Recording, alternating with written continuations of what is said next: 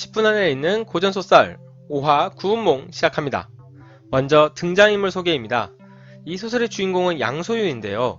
양소유는 꿈에서의 이름이고 현실에서는 스님인 성진입니다. 1인 2역이라고 보시면 되겠네요. 또 다른 주인공 팔선녀입니다. 정경패, 이소화, 진채봉, 가춘운, 개섬월, 적경홍, 심유원, 백능파인데요. 너무 많아서 이름도 다 기억하기 힘들죠? 여담으로 대학교 시험 문제에 이 8명의 이름을 모두 쓰는 게 나오기도 했습니다. 각양각색의 개성을 지니는 8명인 만큼 가장 여러분이 마음에 드는 사람 혹은 누가 가장 나랑 비슷한지 한번 생각해 보는 것도 소설을 재미있게 읽는 포인트가 아닐까 싶습니다. 마지막 인물은 육관대사로 성진의 스승입니다. 법력이 아주 높은 스님이죠. 그럼 시작하겠습니다. 옛날 중국 당나라 때 육관대사가 여러 사람들에게 불법을 설파하고 있었습니다. 육관대사의 수제자인 성진은 육관대사의 심부름으로 용왕을 만나 술 한잔하고 돌아오고 있었는데요. 돌아오는 길에 돌다리에서 놀고 있는 팔선녀를 만납니다. 돌아와서도 팔선녀 생각이 아른거리는 찰나 육관대사에게 딱 걸려 벌로 인간세계에 내려가 양소유가 됩니다. 팔선녀도 이때 인간세상에 내려가 환생하게 되죠. 무럭무럭 자란 양소유는 15살 때 과거를 보러 서울에 가는데요. 가는 길에 여인 진채봉을 만나고 둘은 서로의 마음을 시로 확인하고서 혼인을 약속하고 다음날 만나기로 합니다. 하지만 그날 밤 반란이 일어나 양소유는 급히 피신하게 됩니다. 이후 돌아오니 진채봉은 온데간데 없고 과거도 반란으로 취소되고 맙니다. 그리고 1년 뒤 다시 과거가 열려 서울에 올라간 양소유는 한 주루잔치에 들러 시집기에서 1등을 하고 천하 3대 기생 중 하나인 개섬월의 선택을 받습니다. 개섬월과 같이 오붓한 밤을 보내는데 개섬월은 자기가 기생이니까 아내될 사람으로는 자신이 아닌 장안의 정경패를 추천합니다. 추천받았다고 그냥 바로 결혼할 수는 없겠죠? 얼굴이 너무나 궁금한 양소유는 여장까지 해서 뛰어난 악기 연주로 정경패를 만나는데 성공합니다. 하지만 설레는 마음을 감추지 못하고 사랑 노래를 부르다 자신이 남자라는 것을 정경패에게 들킵니다. 자신을 속인 것이 화가 난 정경패.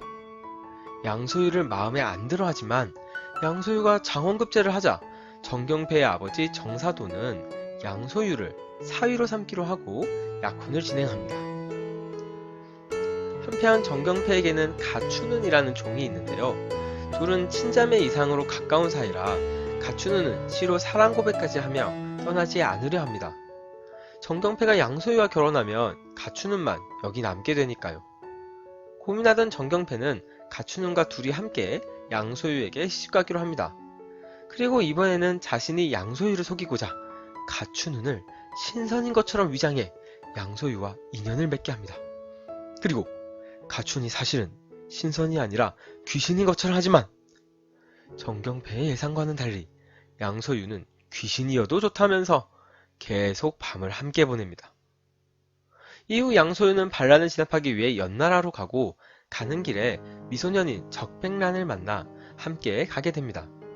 가볍게 반란을 진압하고 돌아오는 길에 개섬월을 만나고 그때 적백란이 사실은 천하 3대 기생 중 하나인 적경홍이라는 것을 알게 됩니다. 둘과 행복한 나날을 보내던 양소유는 돌아와 숙직하던 중에 한 퉁소 소리를 듣습니다. 퉁소 연주라면 또 한가닥 하는 양소유. 자기 또한 퉁소 한 곡조를 부르는데 그 소리에 청악 한 쌍이 궐에 내려옵니다. 연주로 학을 움직인다는 이 엄청난 얘기를 들은 황제와 황제의 어머니 태후는 처음 퉁소 소리를 연주했던 난양공주의 사위로 양소유를 점찍습니다. 그리고 황제는 양소유의 능력을 보고자 부채에 시집기를 시키는데요. 그때 궁녀 중 한 명이 남몰래 눈물을 흘립니다. 네, 바로 양소유의 첫사랑 진채봉입니다. 반란이 일어났을 때 진채봉의 아버지가 반란군에 가담하게 되었는데 그 죄로 궁녀가 되었던 것이죠. 진채봉은 부채 하나를 챙겨 그 밑에 댓글로 시 한 수를 적습니다. 그런데 황제가 부채를 다시 거두면서 이를 알게 되지만 댓글로 쓴 시가 워낙 훌륭해서 벌하지는 않습니다. 시 능력도 본 황제는 자신의 동생 난양공주와 양소유의 혼례를 준비하려 하는데 양소유는 정경패와 약혼을 이유로 이를 거절합니다. 네, 이 시대만 하더라도 파혼을 하게 되면은 여자 쪽에서는 재혼하기가 힘들었기 때문에 거의 평생을 혼자 살아야 했거든요. 이를 아는 양소유가 파혼할 수가 없겠죠?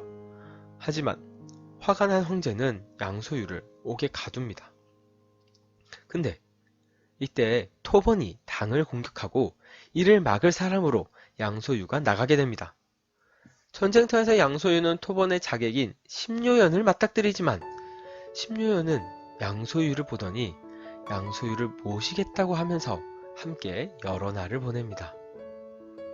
한편 이때 양소유는 병사들을 먹일 물을 구하지 못해 곤경에 처해 있었는데요. 동정용왕의 딸인 백능파가 나타납니다. 양소유는 백능파를 도와 남의 용왕의 아들을 무찌르고 이를 고맙게 여긴 동정용왕의 초대를 받아 용궁도 구경하고 육관대사도 만나지만 육관대사가 누군지 알아보지는 못합니다. 한편 난양공주는 양소유가 약혼했다는 정경패가 궁금해 그녀의 집에 가 인물됨을 확인하고 태우는 이 정경패를 양녀로 삼아 영양공주에 봉합니다. 양소유는 토번을 무찌르고 돌아오는데요. 오는 길에 한 꿈을 꿉니다. 꿈에 정경패는 선녀가 되어 다른 두 선녀와 함께 있었는데 뭔가 느낌이 이상합니다. 갑자기 왜 선녀가 양소유가 집에 돌아오는데 세상에나 정경패가 죽었다는 얘기를 듣습니다. 흐느끼는 가추는 하지만 사실 이 모든 건 양소유에게 복수하기 위한 정경패의 작전이었습니다. 양소유는 결국 황제의 명에 따라 두 공주와 혼례를 치르는데요.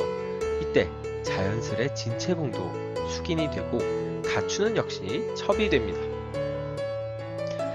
이후 양소유는 자신이 결혼한 영양공주가 정경패라는 것을 알게 되고 자신이 속았다는 것을 깨닫습니다. 그리고 어머니를 모셔와 잔치를 여는데 마침 괴사몰과 적경옹이 도착해 잔치를 더욱 화려하게 만들어줍니다. 한편 난양공주의 오빠인 월왕은 마지막 천하 3대 기생인 만옥영과 인연을 맺은 후 양소유의 명성이나 처첩의 아름다움을 듣고 경쟁하고픈 마음에 잔치에 초대합니다. 그렇게 시작된 양소유와 월왕의 대결.